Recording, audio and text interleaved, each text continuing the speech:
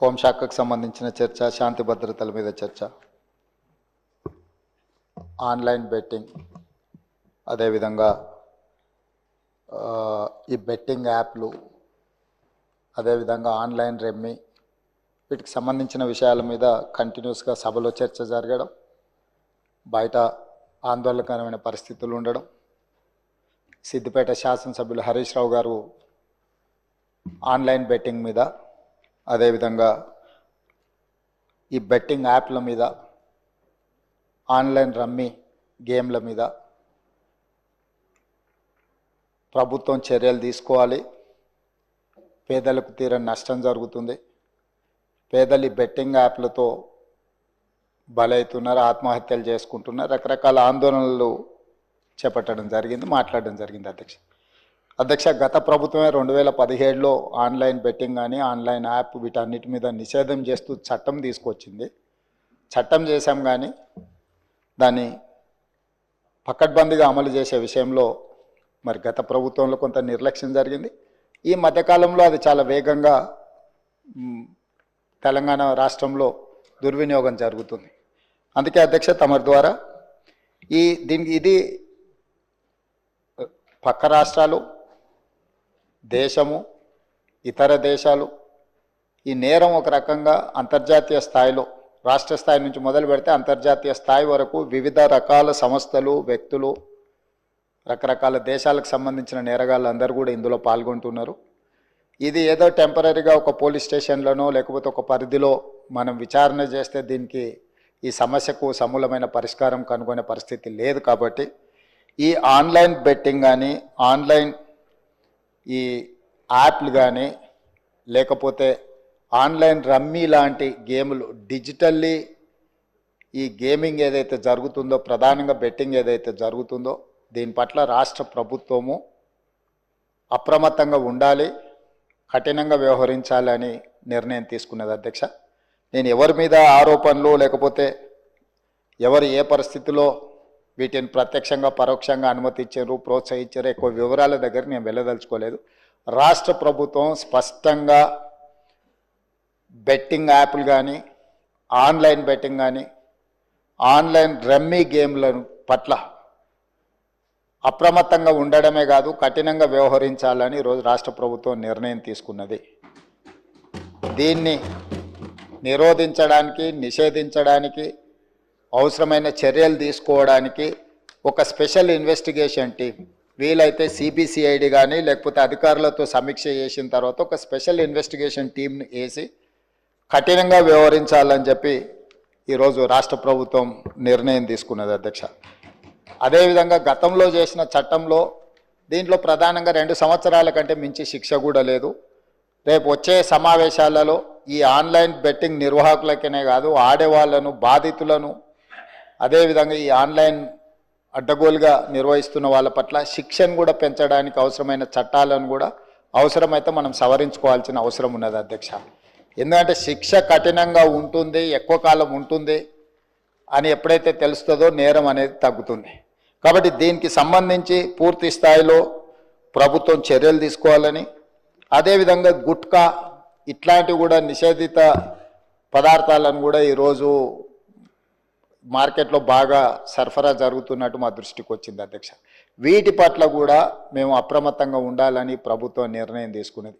అందుకే online betting, online యాప్లు, అదేవిధంగా ఆన్లైన్ రమ్మీ, ఈరోజు నిన్న మీరు టీవీలలో, పేపర్లలో పోలీసులు కేసులు నమోదు చేసి వాటికి ప్రచారం కల్పించిన వాళ్ళను పిలిచి పోలీస్ స్టేషన్లలో విచారించడం జరిగింది. వాటికి ప్రచారం కల్పించే వాళ్ళను పోలీస్ స్టేషన్లో పిలిచి వాళ్ళను విచారించడం ద్వారా ఈ సమస్యకు పరిష్కారము శాశ్వతంగా దొరకదు. వీటిని నిర్వహించే వాళ్ళు, వీటిని ప్రమోట్ చేసేవాళ్ళు, చివరికి ఈ యాప్ల ద్వారా లబ్ధి పొందుతున్న వాళ్ళను, వీళ్ళందరినీ పూర్తి స్థాయిలో విచారించి కఠినమైన చర్యలు తీసుకున్నప్పుడే ఈ సమస్యకు పరిష్కారం దొరుకుతుంది. అధ్యక్ష, అందుకే దీన్ని పూర్తి స్థాయిలో విచారించాలంటే పక్క రాష్ట్రాలు, పక్క దేశాలలో కూడా విచారణ చేయాల్సిన పరిస్థితులు ఉంటాయి.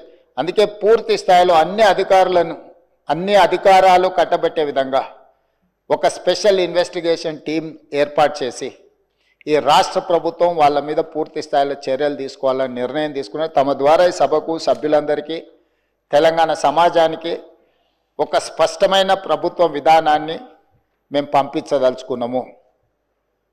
ఎవరైనా ఇందులో ప్రత్యక్షంగా పరోక్షంగా ప్రోత్సహించిన, ప్రకటనలకు సహకరించిన, నిర్వహణలో భాగస్వాములైన ఎవరిని కూడా రాష్ట్ర ప్రభుత్వం వదిలిపెట్టదు. ఈ రాష్ట్రంలో ఖచ్చితంగా ఇలాంటి సైబర్ నేరాల పట్ల కఠినంగా మేము వ్యవహరించడం జరుగుతుంది. రాష్ట్ర ప్రభుత్వం అప్రమత్తంగా ఉంటుంది, ఇలాంటి నేరగాళ్ల పట్ల కఠినంగా వ్యవహరిస్తుంది. ఈ సభ ద్వారా సభ్యులందరికీ నేను ఈ ప్రకటన ద్వారా ఒకే మాట చెప్పదలుచుకున్నా, స్పెషల్ ఇన్వెస్టిగేషన్ టీంను ఏర్పాటు చేస్తున్నాము. తద్వారా అందరినీ కఠినంగా అణచివేయడమే కాకుండా చర్యలు తీసుకుంటామని తమ ద్వారా తెలియజేయదలుచుకున్నా అధ్యక్ష. అదేవిధంగా అధ్యక్ష, శాంతి భద్రతల మీద చాలాసార్లు మాట్లాడుతున్నారు, చాలా విషయాలు మాట్లాడుతున్నారు. నేను ఎక్కువ విషయాలు చెప్పదలుచుకోలేదు, కానీ గత ప్రభుత్వంలో కొన్ని దారుణమైన సంఘటనలు జరిగినప్పుడు తీసుకున్న చర్యలు, వాటి వివరాలు ఇవన్నీ కూడా ఈ సభలో చర్చిద్దామంటే మాకేం అభ్యంతరం లేదు అధ్యక్ష.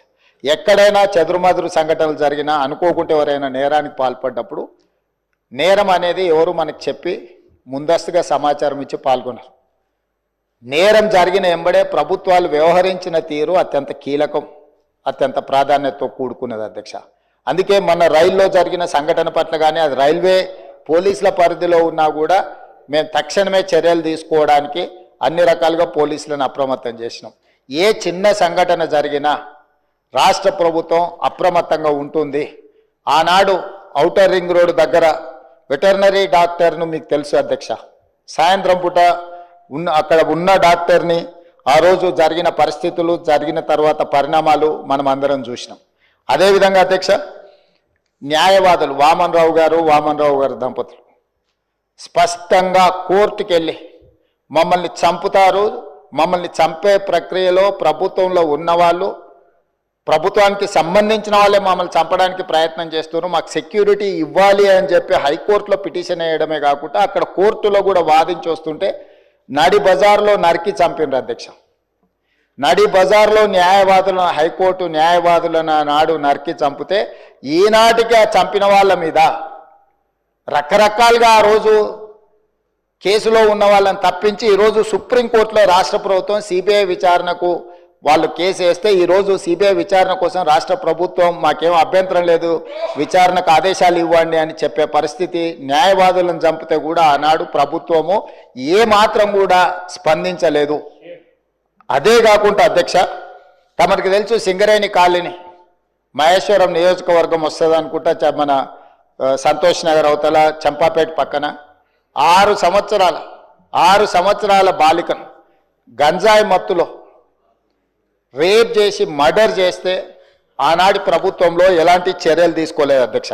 అదేవిధంగా అధ్యక్ష, 2020 సంవత్సరంలో దేశంలోనే మహిళలపై జరిగిన అత్యాచారాలల్లో ఆనాటి రాష్ట్ర ప్రభుత్వం 4వ స్థానాన్ని సాధించింది అధ్యక్ష. తెలంగాణ రాష్ట్రం మహిళల మీద జరిగిన మొత్తం చిన్నారులపై వీళ్ళపై అగత్యాలు జరిగిన దాంట్లో ఎన్సీఆర్బీ ఇచ్చిన నివేదిక ప్రకారం రాష్ట్రం 4వ స్థానంలో ఉండే అధ్యక్ష.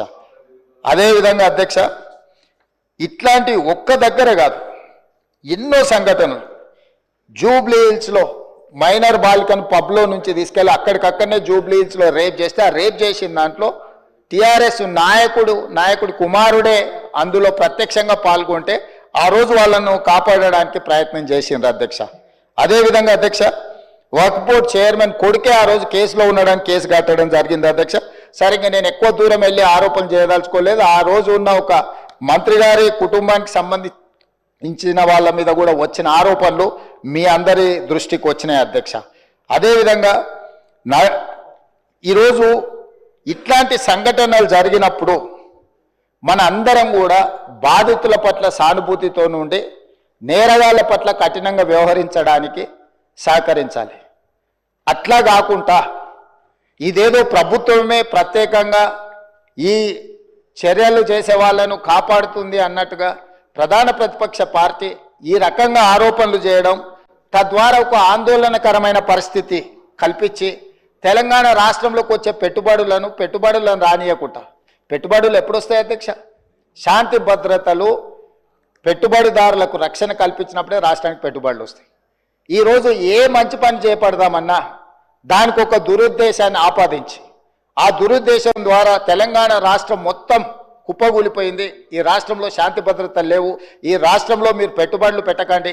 ఈ రాష్ట్రం దివాలా తీస్తేనే తప్ప మాకు సంతోషం కలగదు అన్నట్టుగా ఈరోజు మాట్లాడడం ఏమాత్రం సమంజసం కాదు అధ్యక్ష. ఈరోజు ఈ రాష్ట్రంలో శాంతి భద్రతలను ఆనాడు 2004 నుంచి 2014 వరకు ఏది ఎట్లున్నా హైదరాబాద్ నగరంలో ప్రధానంగా శాంతి భద్రతల విషయంలో ప్రభుత్వం ఏమాత్రం ఆనాడు రాజీ పడకుండా మేము చేసిన ప్రయత్నాలు తెలంగాణ రాష్ట్ర అభివృద్ధికి ఎందుకో అనుకూలించినాయి. లక్షలాది కోట్ల రూపాయల వేలాది కోట్ల రూపాయల పెట్టుబడులు వచ్చి లక్షలాది ఉద్యోగ ఉపాధి అవకాశాలు హైదరాబాద్ నగరంలో తెలంగాణ రాష్ట్రంలో ఎందుకు వచ్చినాయి అధ్యక్ష? ఆనాటి ప్రభుత్వాలు తీసుకున్న నిర్ణయాలు, నేరగాళ్ల పట్ల వ్యవహరించిన తీరు, కఠినంగా వాళ్ళని అణచివేయడంతో ఈ రాష్ట్రానికి పెట్టుబడులు వచ్చినాయి, సంస్థలన్నీ వచ్చినాయి అధ్యక్ష. ఈరోజు సైబరాబాద్ ప్రాంతం కానీ, హైటెక్ సిటీ ప్రాంతం కానీ, ఔటర్ రింగ్ రోడ్ ప్రాంతం కానీ, అంతర్జాతీయ ఎయిర్పోర్ట్ ప్రాంతం కానీ, గచ్చిబౌలి కానీ, ఇలా చెప్పుకుంటూ వెళ్తే రాయదుర్గం కానీ ఇవన్నీ ఎప్పుడు విస్తరించినాయి అధ్యక్ష? ఎప్పుడు అభివృద్ధి చెందినాయి? హైదరాబాద్ నగరంలో ఒకనాడు ఉమ్మడి రాష్ట్రంలో లేకపోతే అంతకంటే ముందు మత కల్లోలాలు ఉంటే కూడా అందరినీ కూడదీసుకొని అందరినీ కలుపుకొని వాటిని అణిచివేసిన తర్వాత ఈ రాష్ట్రం అంటే శాంతి భద్రతలకు ఒక వేదిక అని తయారు చేసిన తర్వాతనే మనకు పెట్టుబడులు వచ్చినాయి అధ్యక్ష. విస్తరణలో భాగంగా మెట్రో కానీ, రోడ్లు కానీ, ఫ్లైఓవర్లు కానీ, కృష్ణానది జలాలు కానీ, గోదావరి జలాలు కానీ, ఇట్లా ప్రతిదీ హైదరాబాదు నగరం యొక్క మౌలిక వసతులను పెంచడమే కాకుండా శాంతి భద్రతలను కాపాడడంతో మన రాష్ట్రానికి పెట్టుబడులు వచ్చినాయి అధ్యక్ష. ఈరోజు ఒక మంచి ఉద్దేశంతో చేపట్టిన చర్యలను కూడా మీ స్వార్థం కోసం ఈ ప్రభుత్వం విఫలం చెందింది అని చిత్రీకరించాలన్న ఆలోచనతోని ప్రభుత్వం మీద, కాంగ్రెస్ పార్టీ మీద చేసే దాడిలో భాగంగా తెలంగాణ అభివృద్ధి మీద కూడా మీరు యాసిడ్ దాడులు చేసే పరిస్థితులు వచ్చినాయి అధ్యక్ష. తెలంగాణ కుప్పగూలాలన్న ఒక ఆలోచనతోని కుట్రపూరితంగా అన్ని రకాల వేదికల మీద తప్పుడు ప్రచారం చేయడం వల్ల ఈరోజు తెలంగాణ ప్రతిష్టను మసకబార్చే ప్రయత్నం చేస్తున్నారు అధ్యక్ష. దయచేసి తమరి ద్వారా నేను చేస్తున్న విజ్ఞప్తి ఒకటే, ఇట్లాంటి కుట్రలు చేయకండి. ఈ కుట్రలు తెలంగాణ రాష్ట్రానికి ప్రయోజనం కాదు. రేపు భవిష్యత్తులో మీరు అధికారంలోకి రావాలన్న ఆలోచన చేస్తున్నామని మీరు పదే పదే చెప్తారు. చాలా దగ్గరలో వచ్చేసారి మేమే అధికారంలోకి వస్తామంటారు. మరి వచ్చేసారి మీరు అధికారంలోకి రావాలంటే రాష్ట్రం దివాలా తీసి రాష్ట్రం మొత్తం తగలబడిపోయి రాష్ట్రానికి పెట్టుబడులు రాకుండా వచ్చిన పెట్టుబడులు ఇతర రాష్ట్రాలకు తరలిపోయి ఇది జరిగితే ఈ రాష్ట్రానికి ఏమైనా ప్రయోజనం చేకూరుస్తుందా? ఎందుకు విజ్ఞతతోని 10 సంవత్సరాలు ప్రభుత్వం నడిపారు. గతంలో కూడా 20 ఏళ్ళలో 30 ఏళ్ళలో మేము ప్రభుత్వంలో పనిచేసినాం, తెలంగాణ కోసం ఉద్యమాలు చేసినామని ఎవరైతే నాయకులు చెప్పుకుంటున్నారో మీకు సోషల్ రెస్పాన్సిబిలిటీ లేదా? Only political responsibility, only power మాంగర్స్గా మీరు మారి అధికారం మాకు ఉండాలి, అధికారం పోతే ఒక క్షణం కూడా మేము భరించలేము, అధికారం లేకుంటే ఒక క్షణం కూడా మేము ఉండలేము అన్న విపరీతమైన పోకడలు ఏ రకంగా తెలంగాణ సమాజానికి మేలు చేస్తాయి అధ్యక్ష? ఈరోజు తెలంగాణ రాష్ట్రాన్ని ప్రపంచ చిత్రపటం మీద పెట్టాలి అని మేము చేస్తున్న ప్రయత్నాలను మేము నిరంతరం పెట్టుబడులను ఆకర్షించే ఉద్యోగ ఉపాధి అవకాశాలు పెంచాలని ఏదైతే ప్రయత్నం చేస్తున్నామో, శాంతి భద్రతలను కాపాడాలని మేము నిర్విరామంగా చేస్తున్న కృషి, మేము వచ్చిన తర్వాత గణేష్ నిమజ్జనం కావచ్చు, లేకపోతే మొహరం కావచ్చు, బక్రీద్ కావచ్చు, అన్ని మతాలకు సంబంధించిన పండుగలలో ఎక్కడైనా చిన్న చెదురుమదురు సంఘటన కూడా ఏదైనా జరిగిందా అధ్యక్ష? ఈ 15 నెలలలో ఎక్కడైనా శాంతి భద్రతల విషయంలో ఎక్కడైనా మేము రాజీపడ్డామా అధ్యక్ష? ఈరోజు ఈ రాష్ట్రాన్ని దేశానికే ఒక ఆదర్శ రాష్ట్రంగా తీర్చిదిద్ది అత్యధికంగా విదేశీ పెట్టుబడులను తీసుకొచ్చి ఈరోజు ఇన్ఫ్లేషన్ విషయంలో, ధరల నియంత్రణలో దేశంలో నెంబర్ 1 అధ్యక్ష. 1.3 ఇన్ఫ్లేషన్ ఉన్న రాష్ట్రము భారతదేశంలో ఏదైనా ఉందా అంటే తెలంగాణ.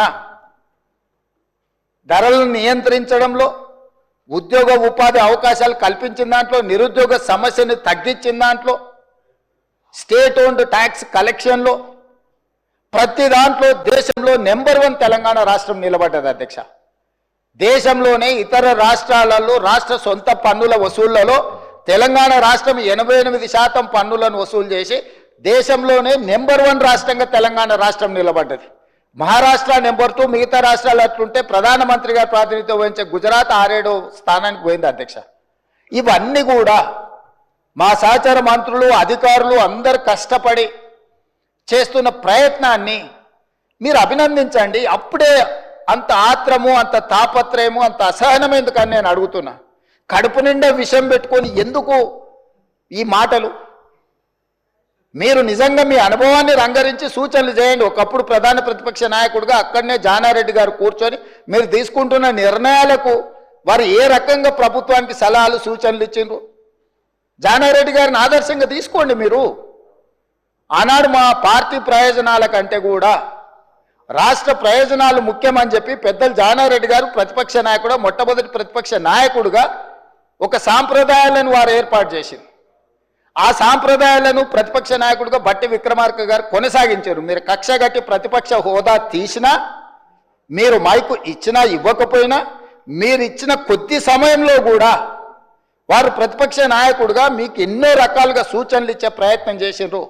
ప్రభుత్వం తీసుకుంటున్న నిర్ణయాలలో ఉన్న లోపాలను ఎత్తి చూపడమే కాకుండా మీకు సహేతుకమైన సలహాలు సూచనలు ఇచ్చే ప్రయత్నం ఆనాడు ప్రతిపక్ష నాయకులుగా బట్టి విక్రమార్క గారు, జానారెడ్డి గారు చేశారు. ఈరోజు కూడా మీ నుంచి మేము ఆశిస్తున్నాం. మీరు ఎంత చేసినా, ఎగిరెగిరి దంచినా, ఎగరకుంట దంచినా మీకు వచ్చే కూలి అంతనే. ఎన్నికలు అనేటి 2029లో వస్తాయి అధ్యక్ష. వాళ్ళ తాపత్రయపడ్డంత మాత్రాన, వాళ్ళు ఆవేదన చెందినంత మాత్రాన, వాళ్ళు హడావిడి పట్టినంత మాత్రాన ఒక సంవత్సరం రావు అధ్యక్ష ఎలక్షన్లు. అప్పుడే ఒక ఆయన అంటాడు వచ్చేసినాయి బై ఎలక్షన్స్ వచ్చేసినాయి, వచ్చే నెలలే అని టికెట్లు వంచుతాడు ఒక ఆయన. ఆయన టికెట్లు వంచాను కదా నేను వంచాలని ఇంకొక ఆయన వంచుతాడు. వాళ్ళ పోటీతోని మా సాగుకు వస్తున్నారు అధ్యక్ష. వాళ్ళ అంతర్గతంగా ఏమని ఉంటే ఉండని వాళ్ళు ఇట్లా తేల్చుకొని మాకేం అభ్యంతరం లేదు. ఒక ఆయన పొద్దున్నే ప్రెస్ మీట్ పెడితే మధ్యాహ్నం ఒక ఆయన ట్విట్టర్లో పెడతాడు దాని కౌంటర్ పార్టీ. ఒక ఆయన ట్విట్టర్లో పెట్టగానే ఇంకొక ఆయన ప్రెస్ నోట్ రిలీజ్ చేస్తాడు. వీళ్ళిద్దరు ఇట్లా చేశారు కదా అని పెద్దల సభలో ఉన్న వాళ్ళు వాళ్ళ వైపు నుంచి వాళ్ళు అదే ప్రయత్నం చేస్తున్నారు. వాళ్ళ పోటీ రాష్ట్ర ప్రభుత్వానికి తలకాయ నొప్పిగా మారిపోయింది అధ్యక్ష. ఈరోజు అందుకే నేను ఒకటే విజ్ఞప్తి చేస్తున్నా అధ్యక్ష. ఎన్నికలు మహేశ్వర్ రెడ్డి గారి పార్టీ జమిలీ ఎన్నికలు అంటారు, అవన్నీ కలిపి తీసుకొస్తామంటారు. ఇవన్నీ ఓవేళ అంతా కలిసి వస్తే 2028లో రావాల్సిన ఎలక్షన్లు అవి 2029కి పోయేటట్టున్నాయి అధ్యక్ష. సో ఉన్న అసెంబ్లీ కూడా ఇంకో 6 నెలలు ఎక్స్ట్రాగా ఉండే పరిస్థితులు జాతీయ స్థాయిలో మనకు కనిపిస్తున్నాయి అధ్యక్ష. సో ఈ 4 ఏళ్ళు మనము రాష్ట్రాన్ని మంచిగా అభివృద్ధి చేసుకుందాము. మీరు నా దగ్గరకు వచ్చిన వాళ్ళలో అప్పుడప్పుడు టీవీలలో పేపర్లలో ఎవరు వచ్చి కలిసినా కూడా ఇటు అటు అని నేను ఎవరికైనా నేను సభానాయకుడిగా ముఖ్యమంత్రిగా ప్రతి ఎమ్మెల్యేకి నేను అందుబాటులో ఉంటా. అది సిద్దిపేట శాసనసభ్యులు హరీష్ రావు గారు వచ్చినా, లేకపోతే పల్లా రాజేశ్వరరెడ్డి గారు వచ్చినా, లేకపోతే వెంకట రమణారెడ్డి గారు వచ్చినా, నేను రాజకీయాలు చూడను అధ్యక్ష. ముఖ్యమంత్రిగా నా దగ్గరికి తీసుకొచ్చిన సమస్యల్ని వీలైనంత మేరకు వాటిని పరిష్కరించాలన్న మా బట్టి గారు సూచన చేశారు. గజ్వేల్ శాసనసభ్యులు వచ్చినా కూడా, ప్రతిపక్ష నాయకుడు వచ్చినా కూడా ఆ నియోజకవర్గానికి సంబంధించిన సమస్యలు కూడా పరిష్కరించాలంటారు. శాసనసభ నియోజకవర్గాలకు ప్రాతినిధ్యం వహించే ఎమ్మెల్యేలను నేను ఖచ్చితంగా ప్రజలు ఎన్నుకున్న ప్రతినిధులుగా వాళ్ళని గౌరవించే బాధ్యత నాది అధ్యక్ష. Just they can come as walking, just ఇట్లా నడుచుకుంటూ వచ్చి ముఖ్యమంత్రికి ఏదైనా రిప్రజెంటేషన్ ఇవ్వచ్చు. దానికి అనవసరమైన రాజకీయాలు ఆపాదించాల్సిన అవసరం లేదు అధ్యక్ష. మీరు డెఫినెట్గా ఇస్తాము. ఇచ్చినప్పుడు ఇన్ఛార్జ్ మినిస్టర్ ఉంటాడు, మీకు ఇన్ఛార్జ్ మినిస్టర్లు నిర్ణయాలు చేస్తారు. ఈరోజు ఇందిరమ్మ ఇళ్ళలో ఇందిరమ్మ కమిటీలు ఉన్నాయి, అన్నీ ఉన్నాయి. డెఫినెట్గా ఇస్తాము. మీరు ఇచ్చిన కాగితాలు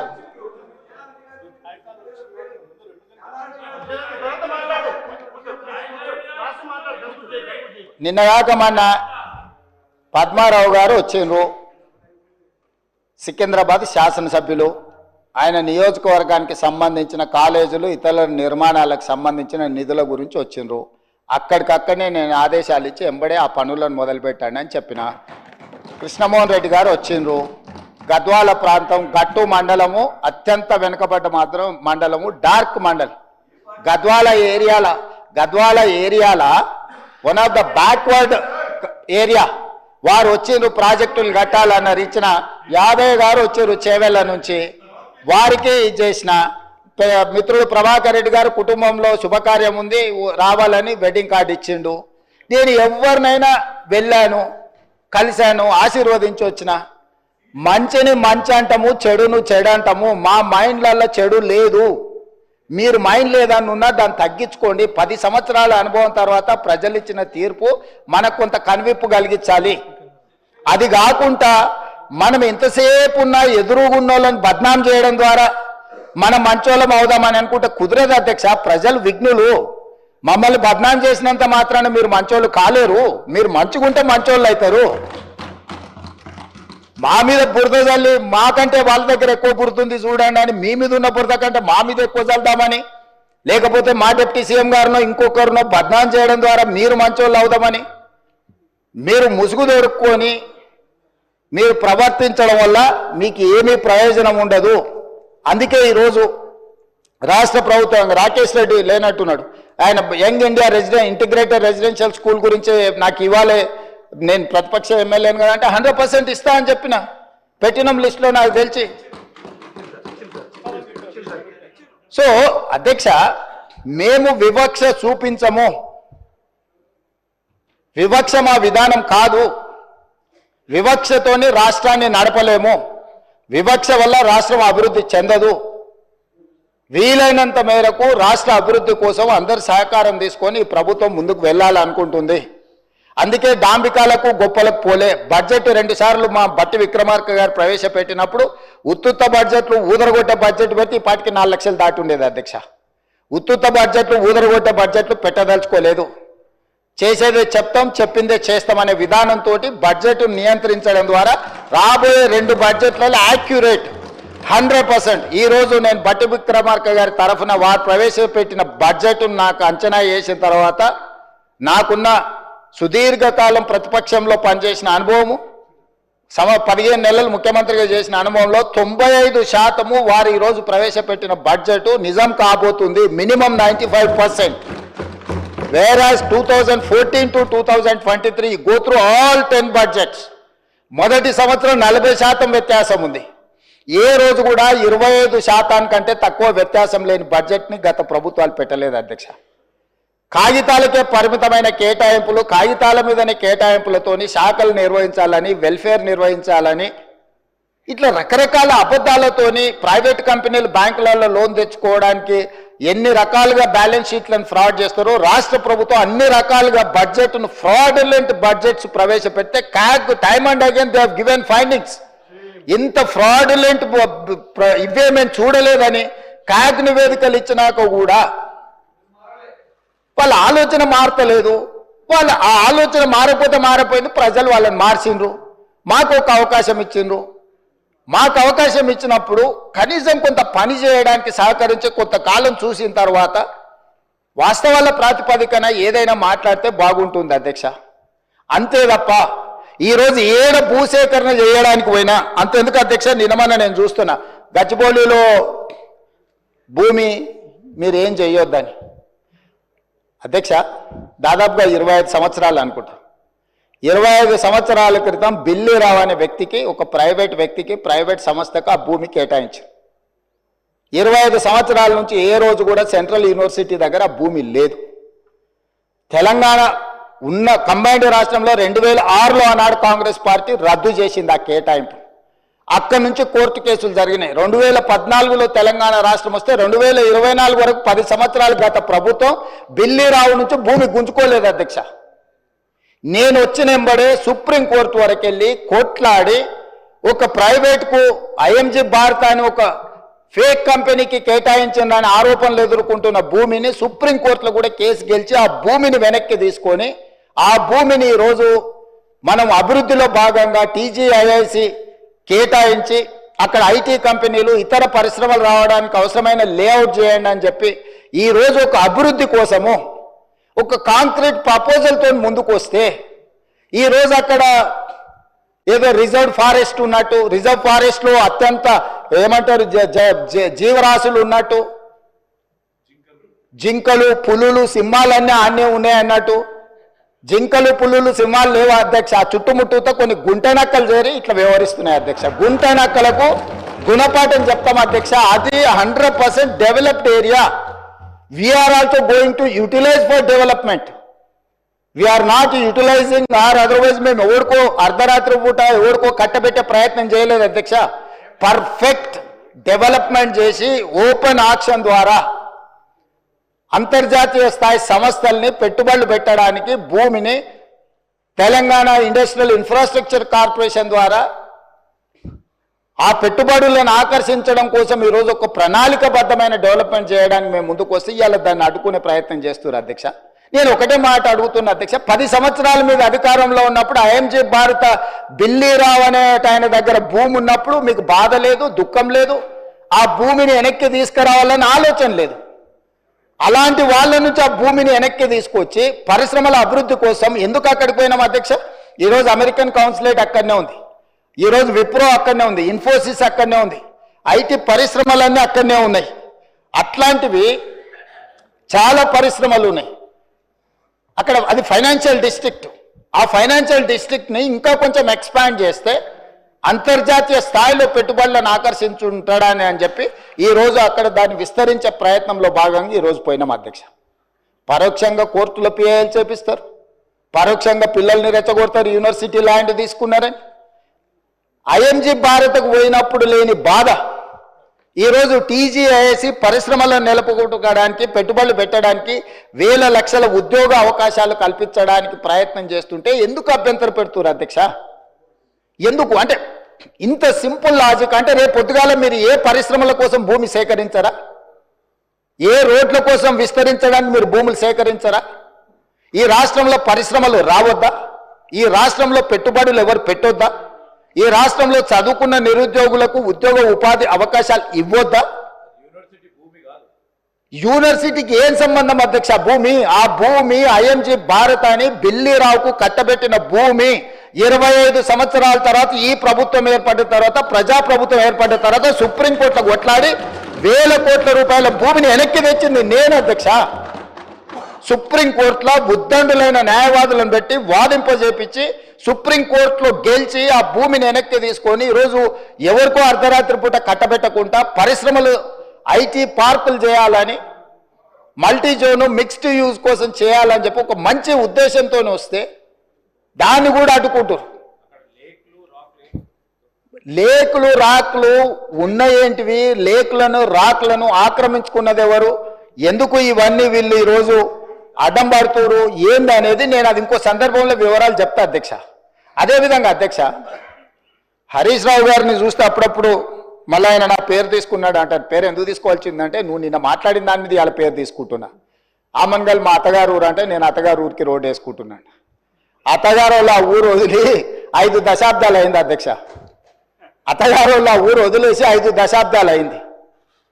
ఫ్యూచర్ సిటీని వాళ్ళు పరిశ్రమల కాలుష్యంతో మొత్తం రంగారెడ్డి జిల్లాను సర్వనాశనం చేయాలని కుట్రపూరితంగా అత్యంత కలుషితమైన ఫార్మా కంపెనీలను అక్కడ పెడుతుంటే కలుషితమైన ఫార్మా కంపెనీలు అన్నిటిని ఒక దగ్గర కూడబెడితే అంతర్జాతీయ ఎయిర్పోర్ట్ కూడా కుప్పకూలుతుందని చెప్పి దాన్ని జాగ్రత్తగా జీనోమ్ వ్యాలీ ఏ విధంగా డిజైన్ చేసినామో అట్లా చేయడమే కాకుండా ఏమాత్రం కలుషితం లేని పరిశ్రమలకు భూములు కేటాయించాలి, దానికి అంతర్జాతీయ ప్రమాణాలు ఉండాలి, నెట్ జీరో సిటీ చేయాలి, ఏఐ హబ్ చేయాలా, స్పోర్ట్స్ హబ్ చేయాలా, ఎడ్యుకేషనల్ హబ్ చేయాలా, ఇట్లాంటివన్నీ మేము పెడితే వాటిని అడ్డుకోనికి ఆ రోడ్ అక్కడికి తీసుకెళ్ళి అధ్యక్ష రోడ్ ఆమన్గల్ కోసం వేయలేదు అధ్యక్ష, రోడ్ అత్తగారు ఊరికి వేయలేదు అధ్యక్ష.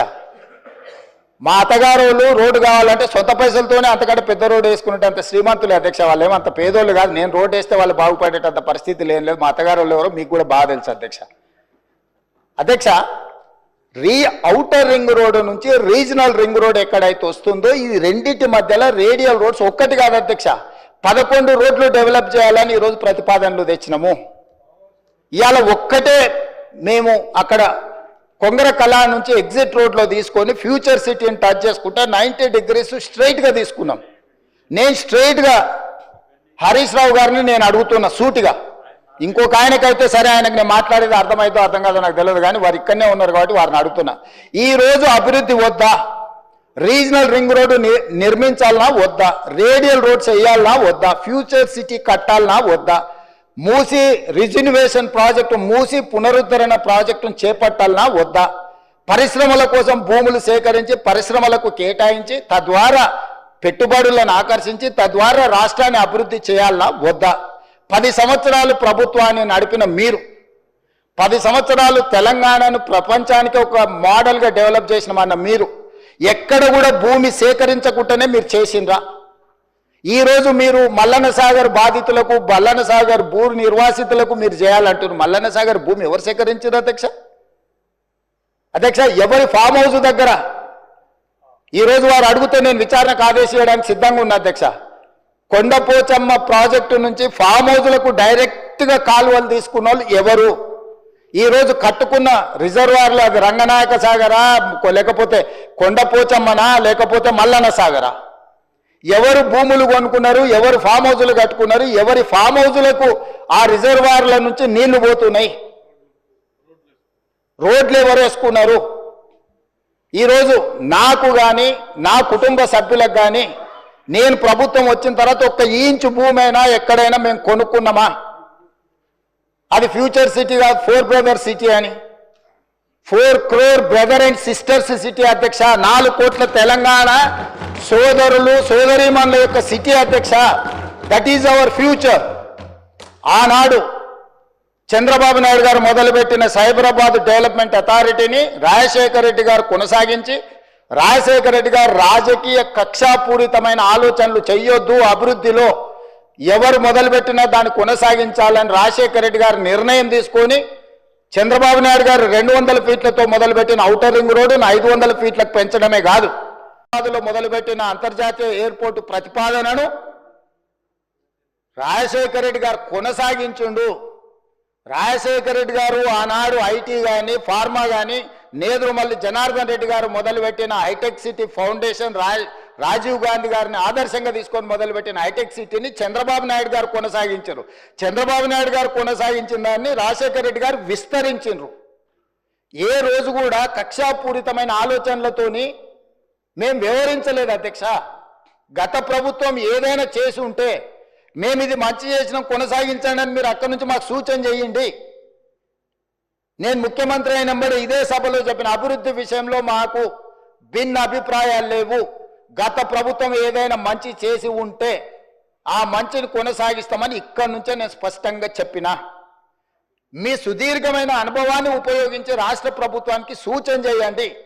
ప్రతిదీ అడ్డుకునే ఆలోచన, ప్రతిదీ ఎట్లా చెడగొట్టాలనే ఒక కుట్ర, ఇది ఏ రకంగా మంచిది? ఈరోజు కామారెడ్డి దగ్గర ఒక రాకెట్ ధ్రువన అంటే ఇస్రో గవర్నమెంట్లో గవర్నమెంట్ ఆఫ్ ఇండియాలో ఇస్రోలో జరిగే రీసెర్చ్ ప్రైవేట్లో ఈరోజు చేస్తాం. కామారెడ్డి దగ్గర మాకు ల్యాండ్ కావాలని అంటే ఒక దేశానికి సంబంధించి ప్రపంచంతోనే పోటీ పడే రాకెట్ సైన్స్ తయారు చేసే వాళ్ళకి మేము కామారెడ్డిలో ఉన్న ఎమ్మెల్యే ఎవరు అధ్యక్ష? ప్రతిపక్షానికి సంబంధించిన ఎమ్మెల్యే. అంత మంచి సంస్థను అక్కడికి పంపించాలని ఎందుకు అనుకుంటున్నాం అధ్యక్ష? మాకేముంటుంది అధ్యక్ష? తెలంగాణ మొత్తం మాదే అధ్యక్ష. నేను తెలంగాణకు ప్రాతినిధ్యం వహిస్తున్న అధ్యక్ష. ఒక్క ప్రాంతానికి కాదు, నేను ఈ ప్రాంతం ఆ ప్రాంతం కాదు, తెలంగాణ మొత్తం మా పరిధిలోనే, మా మంత్రివర్గం మా ప్రభుత్వం పరిధిలే. ఈ తెలంగాణను క్రియేట్ చేసింది మేము, ఈ తెలంగాణను ప్రొటెక్ట్ చేసేది మేము, ఈ తెలంగాణను డెవలప్ చేసేది మేము, ఫ్యూచరిస్టిక్ తెలంగాణగా మార్చేది మేము అధ్యక్ష. ఈరోజు ఎక్కడ చూసినా అక్కడ లేక్స్ రాక్స్ లేకపోతే ఏమో ఉన్నాయి అధ్యక్ష. నిజ నిర్ధారణ కమిటీ మీరు వేసుకోండి అధ్యక్ష. మీరు ఆదేశాలు ఇస్తే మాకేమో అభ్యంతరం లేదు. ఎమ్మెల్యేలు అందరినీ ఒక ట్రిప్ తీసుకెళ్ళి చూపిద్దాం అధ్యక్ష. అక్కడ జరుగుతున్న అభివృద్ధి ఏంది, మేము చేస్తున్నది ఏంది, లేకపోతే పవర్ పాయింట్ ప్రజెంటేషన్ తమరు అనుమతిస్తే సభలు కానీ లేకపోతే కమిటీ హాల్లో చూపిస్తాం అధ్యక్ష. అన్ని ఓపెన్ బిడ్డింగ్లు మేము అమ్మదలుచుకున్నాం అధ్యక్ష. పెట్టుబడులను ఆకర్షించాలని ఇవాళ అసెంబ్లీ జరుగుతున్నా కూడా అంతర్జాతీయ సంస్థలతో ఈరోజు నేను మా శ్రీధర్ బాబు గారు మీటింగ్ ఏర్పాటు చేసి ఆ మీటింగ్ను ఈరోజు వాళ్ళతో పెట్టుబడులను మాట్లాడి వచ్చినాం అధ్యక్ష. ప్రపంచంలోనే పెద్ద పెద్ద పరిశ్రమలు తెలంగాణ వైపు హైదరాబాద్ వైపు చూస్తుంటే మీరు చేయలేని పనులను కూడా ఈరోజు ఎలివేటెడ్ కారిడార్ కంటోన్మెంట్లో మీరు 10 ఏళ్ళు తిప్పలవడం అన్నారు, రాలేదు. అంతకంటే ముందు 10 ఏళ్ళు రాజశేఖర రెడ్డి గారు కూడా ప్రయత్నం చేసి రాలేదు. నేను వచ్చిన 10 నెలల కేంద్ర ప్రభుత్వం నుంచి నేను సాధించిన అధ్యక్ష. పూడూరులో నిర్వహించిన లో ఫ్రీక్వెన్సీ నావీ రాడార్ స్టేషన్ మీరు కూడా వచ్చారు కదా అధ్యక్ష. అది 9 ఏళ్ళు మీరు కేవలం రాజకీయ కక్షలతో ఆపి పెడితే దేశ భద్రతకు సంబంధించింది అధ్యక్ష. అది ఏ ప్రైవేట్ ఇండస్ట్రీ ఎవరి పెట్టుబడిదారు కప్పజెప్పేది కాదు. సముద్రంలో దేశం మీద దాడి చేయడానికి వచ్చే శత్రువులను కనిపెట్టడానికి మన తెలంగాణలో మన భూభాగం మీద వికారాబాద్లో తమరి నియోజకవర్గంలో పని మొదలు పెడతామంటే 9 ఏళ్ళు మీరు ఆ భూమిని కాంపెన్సేషన్ తీసుకొని కేంద్ర ప్రభుత్వం నుంచి నష్టపరిహారం తీసుకొని భూసేకరణలో భాగంగా కేవలం మీరు పర్సనల్గా ఏదో ఎజెండా తీసుకొని వెళ్తే కేంద్ర ప్రభుత్వం దానికి అనుకూలంగా వ్యవహరించలేదు అని ఒక కారణం చేత పెండింగ్ పెడితే నేను వస్తేనే నేను దాన్ని క్లియర్ చేసిన. ఆర్సీఐ అక్బరుద్దీన్ ఓవైసీ గారి కాన్స్టిట్యున్సీలు ఉంటాయి, దేశ భద్రత కోసము ఉండే సంస్థ. మీరు లీజ్ రెన్యువల్ చేయలే, గవర్నమెంట్ ఆఫ్ ఇండియా దేశ భద్రత కోసం ఉన్న భద్రతా బలగాలకు సంబంధించిన వాటిని తెలంగాణ రాష్ట్ర ప్రభుత్వం 2700 ఎకరాల ల్యాండ్ లీజ్ రెన్యువల్ చేయకుండా గత ప్రభుత్వం మీరు ఆపి పెడితే నేను ఇమ్మీడియట్గా కేంద్ర ప్రభుత్వానికి లీజ్ రెన్యువల్ చేసిన అధ్యక్ష. కేంద్రంలో ఉన్నది నరేంద్ర మోడీ గారు కాబట్టి, లేకపోతే రాజ్నాథ్ సింగ్ గారు కాబట్టి, రాజకీయంగా నాకు సరిపోదు కాబట్టి నేను దేశ భద్రతతో కూడా చెలగాట మారుతా అని అట్లా కుంచితమైన స్వభావంతో మేము వ్యవహరించలేదు అధ్యక్ష. అది నరేంద్ర మోడీ గారైనా, రాజ్నాథ్ సింగ్ గారైనా, లేకపోతే చంద్రశేఖరరావు గారు, హరీష్ రావు గారు, లేకపోతే తారక రామారావు గారైనా దేశ భద్రతకు సంబంధించిన విషయంలో, రాష్ట్ర అభివృద్ధి విషయంలో మేము ఎక్కడ కాంప్రమైజ్ కాలేదు అధ్యక్ష. పొలిటికల్ విల్తో మేము దాని రాజకీయ ప్రేరేపితమైన నిర్ణయాల వైపు మేము ఎన్నడూ వెళ్ళలేదు అధ్యక్ష. కాబట్టి దయచేసి సభ ద్వారా నా రిక్వెస్ట్ ఒక్కటే, మీరు సూచనలు చేయండి, రాష్ట్రానికి ప్రయోజనం చేకూరే అంశాలను ప్రస్తావించండి. ఇప్పుడు మీరు నెంబర్ ప్రకారం మైక్ ఇస్తలేరు, అక్బరుద్దీన్ ఓవైసీ గారికి ఎక్కువ మైక్ ఇస్తురని. Sir, we are welcoming it, whatever you have given suggestions. మీరు సలహాలు సూచనలు ఇస్తే మైక్ ఇవ్వడానికి మాకు ప్రాబ్లం లేదు. మీరు మీ కుట్రలకు, మీ కుతంత్రాలకు మీరు తెలంగాణ మీద విషం చిమ్మడానికి ఈ మైకును వాడుకుంటామంటే మీరు చాలా విజ్ఞతతోని ఇక్కడ ఉన్న వాళ్ళకి మైక్ ఇవ్వకుండా వాళ్ళకి ఇచ్చినాక కూడా మేము ఎవరము అభ్యంతరం పెట్టకుండా స్పీకర్ గారు నిర్ణయమే మాకు శిరోధార్యం అని చెప్పి మేము ఏ విషయంలో కూడా మేము అభ్యంతరం పెట్టకుండా సహకరించినాం అధ్యక్ష. అందుకోసమని ఈరోజు అధ్యక్ష నా సూచన ఒకటే అధ్యక్ష, బెట్టింగ్ యాప్ల విషయంలో కానీ, ఆన్లైన్ బెట్టింగ్ విషయంలో కానీ, లేకపోతే ఆన్లైన్ రమ్మీ విషయంలో కానీ వ్యసనాలకు తెలంగాణలో తావు లేదు. గంజాయికి, డ్రగ్స్కి, కొకైన్కి, కెసినో వాళ్ళకి, కోళ్ళ పందాలకి తెలంగాణలో తావు లేదు. అట్లాంటి వాళ్ళని మీరు ప్రోత్సహించకండి, మీరు ఎంత దగ్గర వాళ్ళైనా.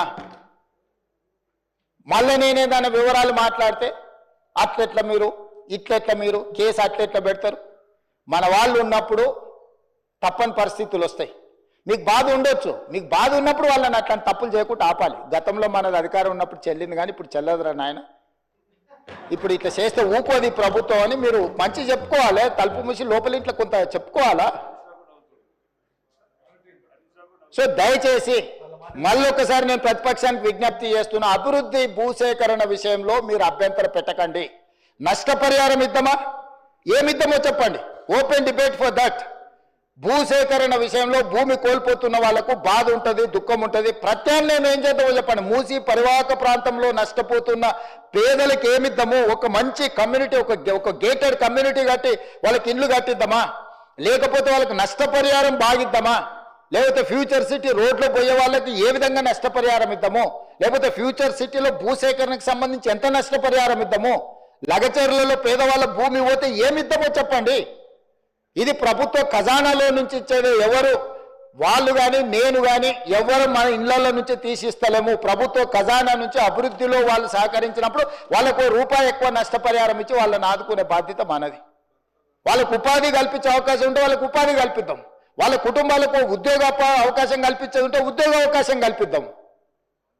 కానీ భూసేకరణనే మేము అడ్డుకుంటాము, మేము ముందుకే పోనీయము. వేసిన ఆయన మీ దాంట్లోనే తీసుకోరు, కరెక్ట్, మంచి క్వశ్చన్ అడిగాడు. మల్లన సాగర్లో కేసులు వేసిన ఆయన వాళ్ళ దాంట్లోనే తేలేడు, పాలమూరు రంగారెడ్డిలో కేసు వేసిన ఆయన వాళ్ళ దాంట్లోనే తేలేడు. వీరం హర్షవర్ధన్ రెడ్డి కేసు వేసిండు అధ్యక్ష పాలమూరు రంగారెడ్డిలో, ఎంబడే అక్కడనే పక్కన కూర్చున్నాడు అధ్యక్ష. సభ్యుడు ఇక్కడ లేడు కానీ కేసులు వేసిన వాళ్ళని మొత్తం లిస్టు తీద్దాం. కేసులు వేపించింది వాళ్ళే, చేర్చుకునేది వాళ్ళే. రాష్ట్ర అభివృద్ధిని అడ్డుకునేవాడు, కేసులు వేసి అడ్డుకున్న వాళ్ళను మీరు ఎట్లా కండువ కప్పారు అధ్యక్ష? ఎట్లా పార్టీలో చేర్చుకుంటారు? పార్టీలో చేర్చుకున్నారు. బీఫామ్ ఎట్లా ఇచ్చిండ్రు అధ్యక్ష? మళ్ళీ ఎలక్షన్లో ఎట్లా ఇచ్చిండ్రు అధ్యక్ష? అంటే ఇప్పుడు ఎట్లా మాట్లాడతారంటే 2014 నుంచి ఒకే చట్టం ఉంది కదా అధ్యక్ష.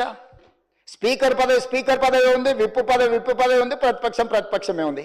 ఆనాడు ఎమ్మెల్యేలు మారితే మీరు మంత్రులు చేశారు, కనీసం మేము అట్లా కూడా చేయలేదు. మారలేదట వాళ్ళు, మేము మారనే లేదు, ముఖ్యమంత్రిని అభివృద్ధిలో కలిసి వచ్చినామంటారు. మీరు మంత్రులు చేసిన వాళ్ళు డిస్క్వాలిఫై కాలేదు, ఉప ఎన్నికలు రాలేదు. బాజాబ్తో గవర్నర్ దగ్గర పోయి మంత్రులే చేసి 5 ఏళ్ళు మంత్రి, 10 ఏళ్ళు, ఒక ఆయన 8.5 ఏళ్ళు, మా అక్క 4.5 ఏళ్ళు మంత్రి చేసింది. ఎన్నడూ ఉప ఎన్నికలు రాలే. కానీ ఇప్పుడు ఉప ఎన్నికలు వస్తాయి, వచ్చే వారమే ఉప ఎన్నికలు అంటారు అధ్యక్ష. ఎట్లా వస్తాయి అధ్యక్ష?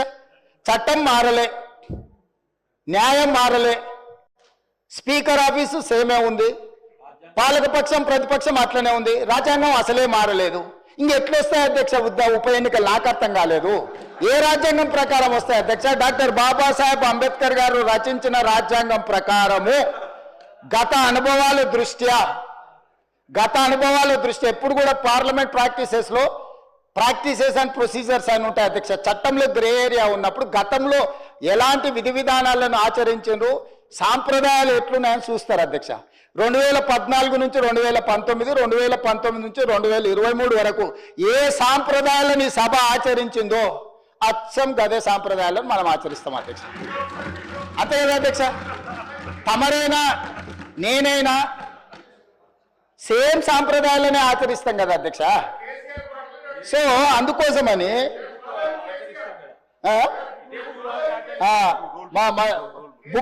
రూల్ బుక్ కూడా మారలే అధ్యక్ష. బుక్ కూడా ఇదే ఉంది. బుక్ వారు రాసిందే అధ్యక్ష. ఆ రోజు కమిటీ వేసి ఈ బుక్ ఎవరెవరు కూర్చొని రాసిన అధ్యక్ష, దీంట్లో పేర్లు కూడా ఉంటాయి అధ్యక్ష. ఉంటుంది, పేరు ఉంటుంది.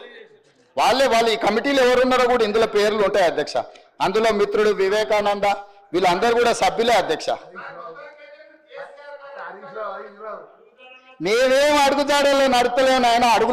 ఆయన అడుగుల్లో నడుస్తాం, మడుగులో పడతాం. ఆయన అడుగులో నడుస్తామంటే మడుగులో పడతాం, సడుగులు ఇరుగుతాయి అధ్యక్ష.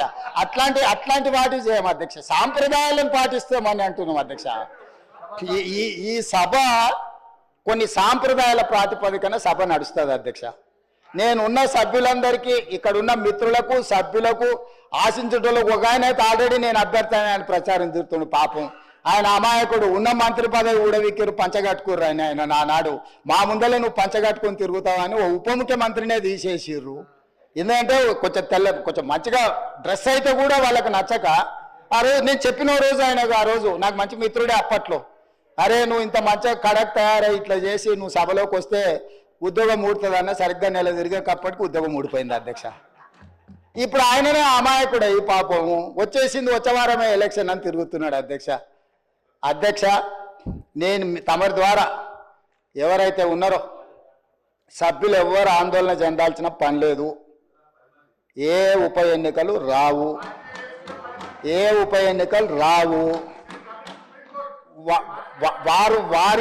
ఉప ఎన్నికలు వారు కోరుకున్నా రావు. ఎందుకంటే ఒకవేళ వారు ఎటు వచ్చినా ఏ ఉప ఎన్నికలు రావు. అక్కడ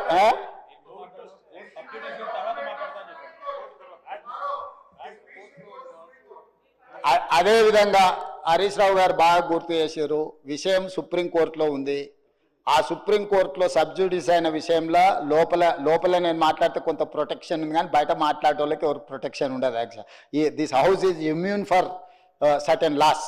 ఈ సభలో మనం కొన్ని విషయాలు ప్రస్తావించవచ్చు. సభకు రక్షణ ఉంది తమ నాయకత్వంలో. కానీ సభ బయట ఉప ఎన్నికలు వస్తాయి, అయిపోయింది, వచ్చేవారమే ఎన్నికలు, మల్లవారమే ఎన్నికలు, ఇదంతా ఉత్తదే అధ్యక్ష. అదేంది జరిగేది లేదు, పోయేది లేదు, ఎవరు ఆందోళన చెందాల్సిన పని లేదు. ఎందుకంటే ఉప ఎన్నికల మీద మనం దృష్టి పెట్టాల్సిన అవసరం లేదు. అభివృద్ధి మీద నేను ఎందుకు ఇవన్నీ విషయాలు చెప్తున్నా అధ్యక్ష తమ ద్వారా అంటే, మా దృష్టి ఎన్నికలు ఉప ఎన్నికల మీద లేదు. మా దృష్టి రాష్ట్ర అభివృద్ధి మీద, రాష్ట్ర సంక్షేమం మీద, రాష్ట్రానికి పెట్టుబడులు తీసుకురావాలని, తద్వారా ఉద్యోగ ఉపాధి అవకాశాలు కల్పించాలని, శాంతి భద్రతలను కాపాడాలని, ఈ రాష్ట్రంలో ఎవరైనా తప్పులు చేస్తే వాళ్ళ పట్ల కఠినంగా వ్యవహరిస్తామని చెప్పడానికే ఈ అన్ని విషయాలు నేను ఇక్కడ ప్రస్తావించిన అధ్యక్ష. అంతకుమించి వేరే విషయం లేదు. అందుకే ప్రతిపక్ష పార్టీకి నేను సూచన చేస్తున్నా, మీ పట్ల మాకేం ద్వేషం లేదు. మాకెందుకు ఉంటుంది? ప్రజలు మిమ్మల్ని శిక్షించిండ్రు. ఇప్పుడు మీరు ఒక బాధ్యతతో కూడుకున్న సలహాలు సూచనలు ఇవ్వండి, తప్పకుండా వాటిని అమలు చేస్తాము. ఉప ముఖ్యమంత్రి గారు ప్రవేశపెట్టిన బడ్జెట్లో చాలా సహేతుకత ఉన్నది. మిగతా విషయాలు, చట్టాలు, సాంప్రదాయాలు మా శ్రీధర్ బాబు గారు అనుభవజ్ఞులు, ఎప్పటికప్పుడు బుక్ చూపిస్తూనే ఉన్నాడు, విషయాలు చెప్తూనే ఉన్నాడు. కాబట్టి దయచేసి అందరికీ నేను అడిగేది, అదేవిధంగా అక్బరుద్దీన్ ఓవైసీ గారు కూడా కొన్ని అంశాలను ప్రస్తావించారు, నేను వాటిని డీటెయిల్గా మాట్లాడతాను. ఏ ప్రతిపక్షమైనా మాకు ఇచ్చే సూచనలే మేము డెఫినెట్గా ఓ సమయంలో నేను హౌస్లో ఉన్నా లేకపోయినా మీరిచ్చే సభ్యులు ఏదైతే కోర్ ఇష్యూస్ రేజ్ చేస్తుండ్రో వాటన్నిటిని నేను వింటూనే ఉన్నా, చూస్తూనే ఉన్నా. వాటిని పరిష్కరించుకొని ముందుకెళ్దాం. తమరు సభ్యులకు ఎవరెవరికి అవకాశం ఇవ్వాలనో తమరు అవకాశాలు ఇవ్వండి అధ్యక్ష. నా విజ్ఞప్తి ఒకటే, సూచనలకు సలహాలకు సమయం ఎక్కువ ఇవ్వండి. రాజకీయ దాడి చేస్తాం, ఎదురు దాడి చేస్తాం, క్షణికావేశంలో యాసిడ్ దాడులు చూస్తుంటాం కదా అధ్యక్ష. అట్లాంటి యాసిడ్ దాడు లాంటి ఆలోచనలతో ఇక్కడ మాటలు మాట్లాడితే అది రాష్ట్రానికి నష్టం జరుగుతుంది. రాష్ట్రానికి నష్టం కలిగించే మాటలు ఎవరు అక్కడి నుంచి మాట్లాడినా, ఇక్కడి నుంచి మాట్లాడినా, ఎక్కడి నుంచి మాట్లాడినా వాటిని నియంత్రించండి అధ్యక్ష.